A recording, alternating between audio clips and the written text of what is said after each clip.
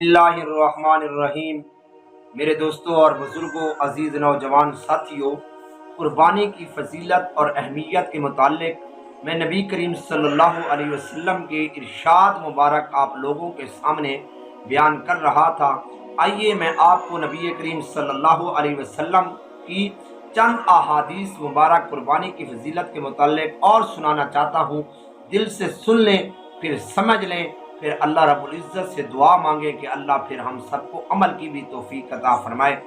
Tirmidhi शरीफ की रिवायत है कि नबी करीम सल्लल्लाहु अलैहि वसल्लम ने अपनी प्यारी बेटी, अपनी चहेती और लाडली बेटी हज़रत फ़ातिमा ज़हरा रज़ी अल्लाह ताला अन्हा से फरमाया कि ए फ़ातिमा रज़ी अल्लाह ताला अन्हा, उठो, अपनी कुर्बानी के जानवर के पास जाओ और इसे लेकर आओ, क्योंकि इसके खून का पहला कतरा गिरने पर तुम्हारे पिछले गुनाह माफ कर दिए जाएंगे।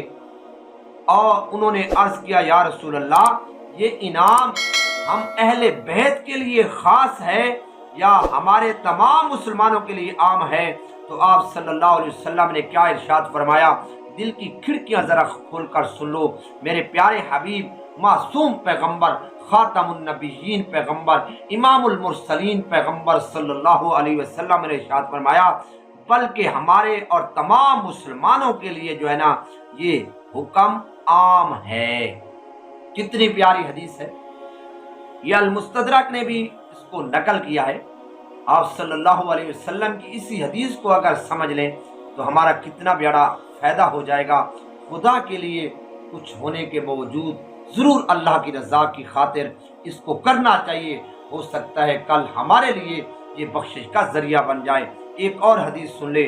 नबी करीम सल्लल्लाहु अलैहि वसल्लम ने यह भी इरशाद फरमाया, जिसमें वुसअत हो और कुर्बानी न करे वो हमारी ईदगाह के करीब तक ना आए। ये सुनन इब्ने माजा की रवायत है कि आप सल्लल्लाहु अलैहि वसल्लम की कितनी सख्त वईद है कि जिसको अल्लाह ताला ने वुसअत दी, जिसको अल्लाह ने माल दिया, उसके बावजूद उसने कुर्बानी नहीं की, आपने फरमाया वो बंदा हमारी ईदगाह के करीब भी ना आए।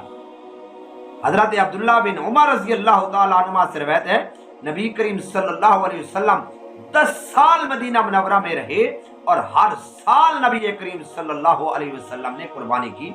इसी के मुतालिक चंद अहादीस जो है ना, मैं अगली वीडियो में बयान करूंगा।